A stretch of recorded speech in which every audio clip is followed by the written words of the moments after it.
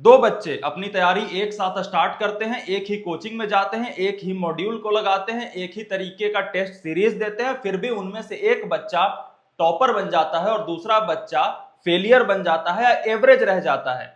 ऐसा क्यों होता है? आज की वीडियो में हम यही जानने वाले हैं। इसके लिए मैंने बहुत सारे टॉपर्स के इंटरव्यूज देखे, बहुत सारे बच्चों से मैं खुद बात करता रहता हूं, तो उनमें से जो अच्छे बच्चे हैं उनके हैबिट्स को एनालाइज करा, जो बच्चे अच्छा परफॉर्म नहीं कर पा रहे उनके हैबिट्स को एनालाइज करा, और बहुत बड़ा डिफरेंस मुझे दिखा।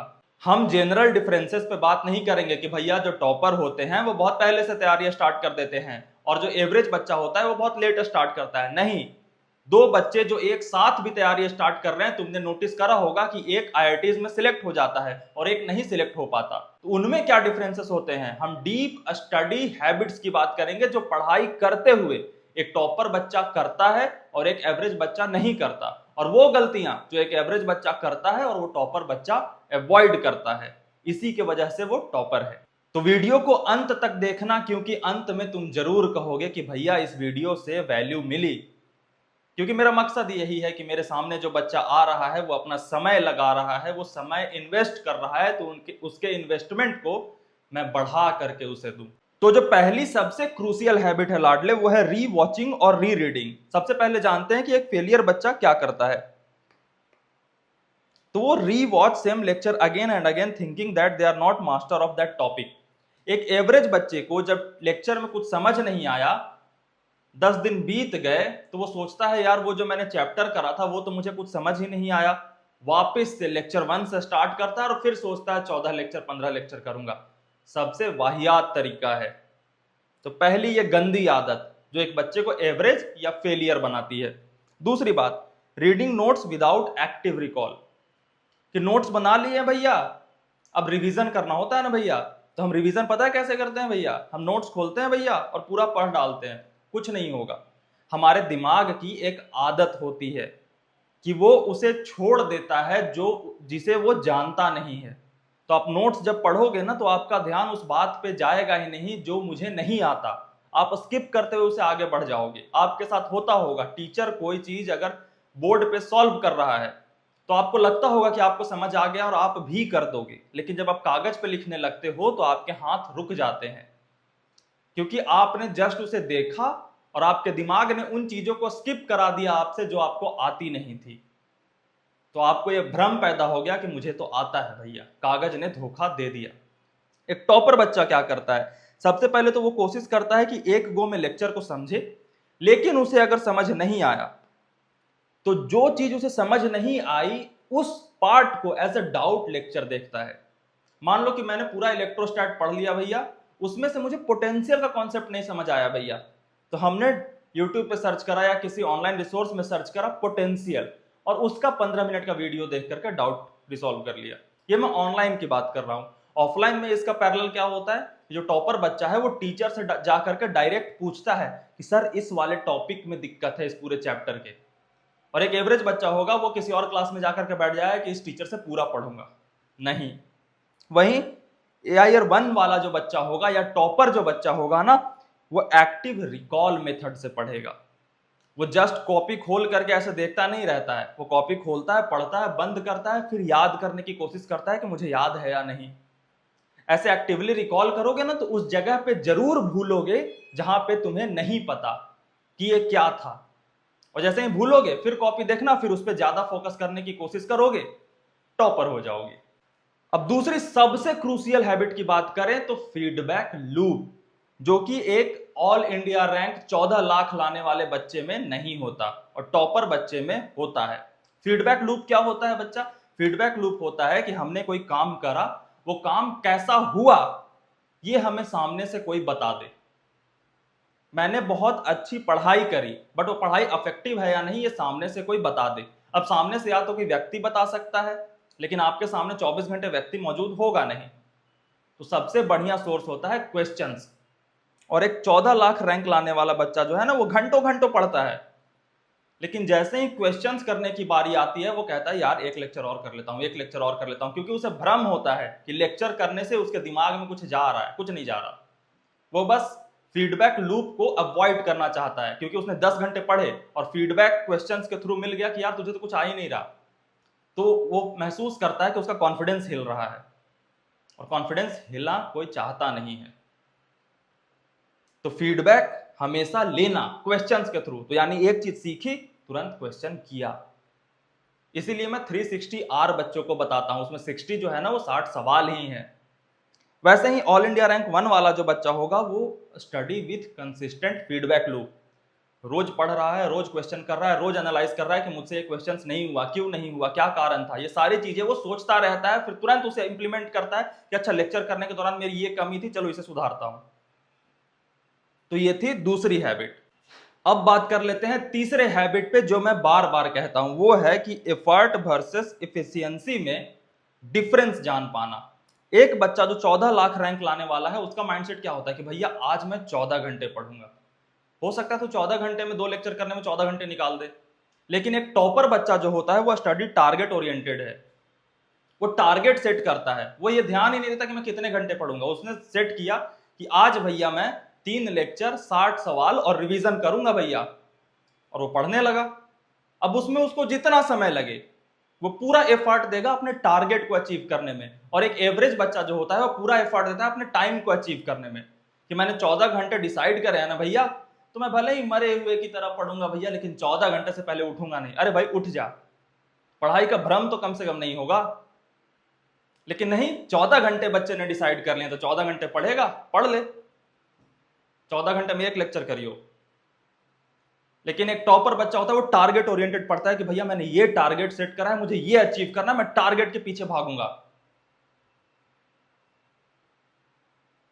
ये होती है तीसरी सबसे इंपॉर्टेंट हैबिट, जो कि एक टॉपर को टॉपर बनाती है, और इसे अवॉइड करने से एक एवरेज बच्चे को और नीचे गर्त में ले जाती है। चौथी हैबिट के बारे में बात कर लेते हैं बच्चा, वो है पैसिव नोट मेकिंग। बहुत खतरनाक, जो कि पढ़ाई का ऐसा भ्रम क्रिएट करती है कि एक एवरेज बच्चा कभी समझ ही नहीं पाता कि वो पढ़ाई नहीं कर रहा, वो बस पाखंड कर रहा है। कोई भी चीज पैसिव कब होती है? जब हम उसे सिर्फ करने को करते हैं, उसमें अपना दिमाग ही नहीं लगाते। तो आप बहुत बार ऐसा होता है कि हम लेक्चर देख रहे हैं, लेक्चर देखते हुए आप अपने पूरे लेक्चर को अपने नोट्स में उतार लोगे, लेक्चर खत्म होगा पता ही नहीं पड़ेगा कि यार ये मैंने लिखा है। क्योंकि हमारी 3 मेमोरीज होती हैं, एक सबसे शॉर्ट टर्म मेमोरी होती है 2-3 सेकंड वाली। तो जब टीचर पढ़ा रहा है और हम एकदम बिना प्रोसेस किए उसे लिखते रहेंगे, तो दिमाग 2-3 सेकंड वाली मेमोरी का इस्तेमाल करके पूरा का पूरा कॉपी लिखा देता है। लिखते जाओगे भूलते जाओगे, लिखते जाओगे भूलते जाओगे, क्योंकि वो 2 सेकंड वाली मेमोरी का इस्तेमाल कर रहा है। तो तुमने कॉपी तो इतनी मोटी बना ली, दिमाग में कुछ नहीं गया। तो ये एवरेज बच्चे का माइंडसेट होता है। वहीं टॉपर बच्चे की बात करें तो वो भी नोट्स बनाता है, लेकिन आफ्टर प्रोसेसिंग। जो टीचर पढ़ा रहा है उसे पहले दिमाग में प्रोसेस करेगा, फिर कॉपी में ले जाएगा। मैं हमेशा कहता हूं बच्चों से कि एक एवरेज बच्चे की जो नॉलेज का फ्लो होता है ना, वो ऐसे होता है, देखा लेक्चर को, हाथ की तरफ ले गया, और फिर ये उम्मीद करता है कि जो कॉपी में लिखा है फिर उसे दिमाग में ले जाऊंगा।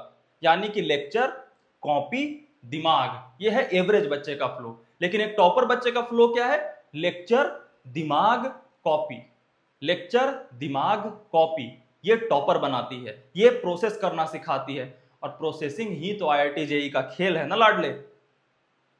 लेकिन एवरेज बच्चे को भ्रम पूरा हो जाता है कि भैया मैंने 5 लाख पन्ने का नोट्स बना लिया। अरे बना ले, रद्दी में मस्त बिकती है। तो ये था चौथा हैबिट जो तुम्हें याद रखना है, और अगर एवरेज बच्चे वाली कर रहे हो तो अवॉइड करना है।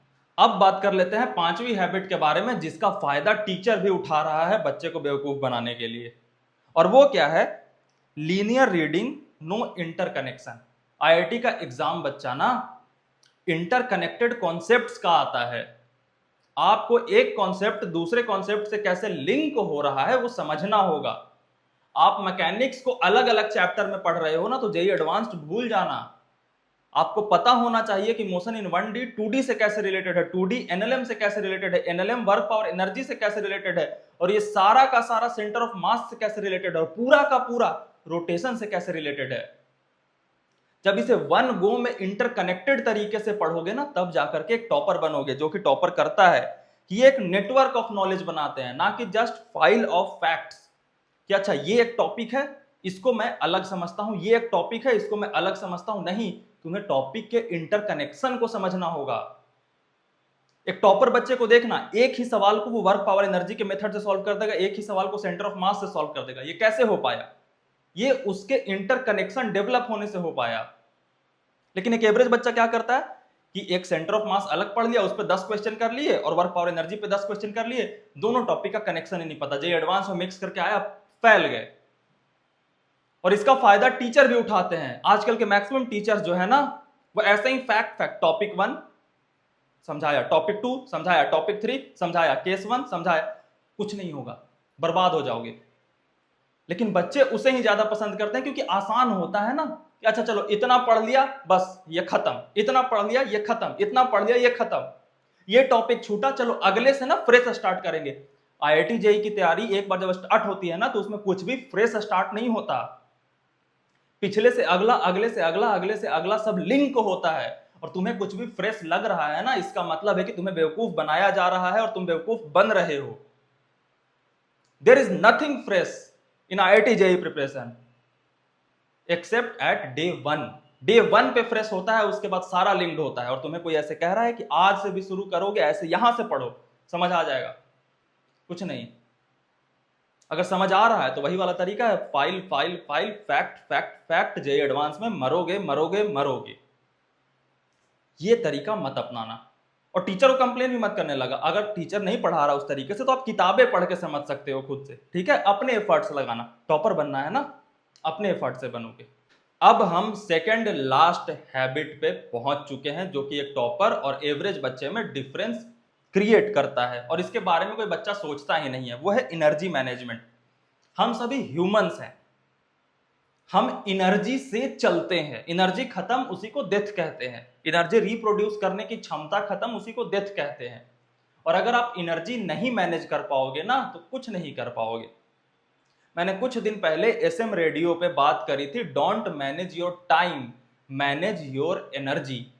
और एक एवरेज बच्चा इस पर ध्यान नहीं देता। वो सोचता है कि भैया टाइम मैनेजमेंट कर लूंगा ना तो सब सही हो जाएगा। मान ले 4 घंटे तूने पढ़ाई पे दे दिया लेकिन थका हुआ था, तो जो तूने 4 घंटे में पढ़ा है ना, वो एक एनर्जी के साथ वाला बच्चा 2 घंटे में पढ़ लेगा। पूरे दिन नींद महसूस करता रहता हूं भैया, बट 12 घंटा उस नींद के साथ पढ़ता हूं भैया, ऐसे कैसे पढ़ लोगे लाडले? एनर्जी पे बहुत ज्यादा ध्यान देना। ऑल इंडिया रैंक 1 वाले जो बच्चे होंगे वो एनर्जी को पैसों की तरह मैनेज करते हैं, कहां खर्च करना है कहां नहीं खर्च करना। समय को तो वो ध्यान ही देंगे, लेकिन एनर्जी पे भी कि अच्छा मैं ना 50 बार सीढ़ियां ऊपर नीचे कर लूंगा तो इतनी एनर्जी खर्च हो जाएगी, तो ये मेरे पढ़ाई को इंपैक्ट करेगा, तो मैं नहीं करूंगा। लेकिन एक जो बच्चा है जो लास्ट रैंक लाएगा, कभी फोकस एनर्जी मैनेजमेंट पे करता ही नहीं है लाडला। ऐसे ही चल रहा है काम, कुछ भी खा ले रहा है, कुछ भी पी ले रहा है। इसीलिए तुम देखते होगे जो टॉपर बच्चे रहते हैं ना, उसके माता पिता के इंटरव्यूज देखना कि मैं अपने बच्चों के साथ रहता था, तो इनडायरेक्टली वो अपने बच्चों की हेल्थ पे ध्यान दे देते थे, जिससे कि उसकी एनर्जी अपलिफ्ट रहे और वो एनर्जी मैनेज करता रहे। और एक एवरेज बच्चा 2 घंटे पढ़ा, 4 घंटे दोस्तों के साथ घूम के आ गया, थक गया भैया, सोना है, सो जा, रैंक भी सोएगा। तो ये नहीं करना, एनर्जी को मैनेज करना, कहां लगा रहे हो। और 7वां और सबसे क्रूशियल हैबिट, जो कि शायद मेरे जैसे व्यक्ति की तरफ से सुनने को ना मिले, क्योंकि हर कोई अपना फायदा चाहता है, फिर भी कहूंगा क्योंकि तुम्हारा फायदा होगा तभी मेरा फायदा होगा। तुम्हारा रैंक आएगा, तुम इंटरव्यू दोगे, स्नेहित मिश्रा का नाम लोगे, मेरा फायदा हो जाएगा।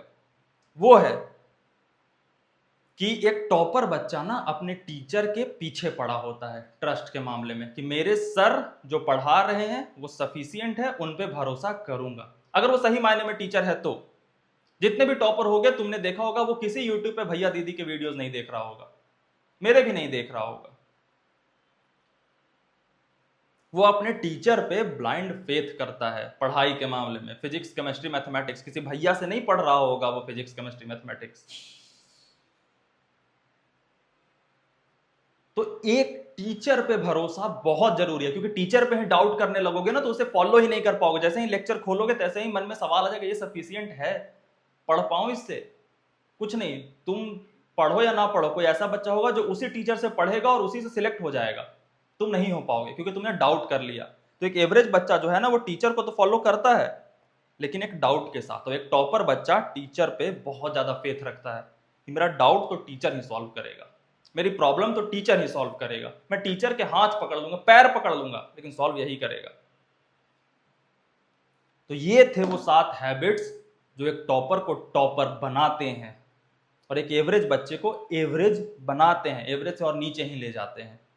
तो अगर एवरेज में हो तो ये सारी गलत हैबिट्स को अवॉइड करना और जो टॉपर वाले हैबिट्स बताए हैं उन्हें अपनी तैयारी में इनकलकेट करना, अडेप्ट करना। मैं उम्मीद करता हूं कि तुम वीडियो के इस हिस्से तक आए होगे और एक कॉन्ग्रेचुलेशन दे देता हूं कि तुम्हारा रिटेंशन अच्छा है, तुम सब कुछ कर लोगे, तुम्हारे अंदर ताकत। जो बच्चा इतने देर की वीडियो यहां तक देख पा रहा है ना, उसका रिटेंशन बहुत खूबसूरत है, वो लेक्चर पूरा कर लेगा, वो क्वेश्चन प्रैक्टिस अंत तक कर लेगा, बस बस उसे सही डायरेक्शन देने की जरूरत है। मैं देने आता हूं तुम्हें, तो बधाई हो तुम्हें, तुम में कोई कमी नहीं है एक टॉप रैंकर बनने से। सही दिशा में मेहनत करो, मन को भटकने मत देना। जो भी वीडियो में बातें बताई हैं फॉलो करना। वैल्यू मिला हो तो नीचे मेरे लिए एक मैसेज लिख सकते हो जिससे मुझे अच्छा लगे, तुम्हारे लिए नहीं, मुझे अच्छा लगे, क्योंकि मुझे अच्छा लगता है जब तुम्हें फायदा होता है।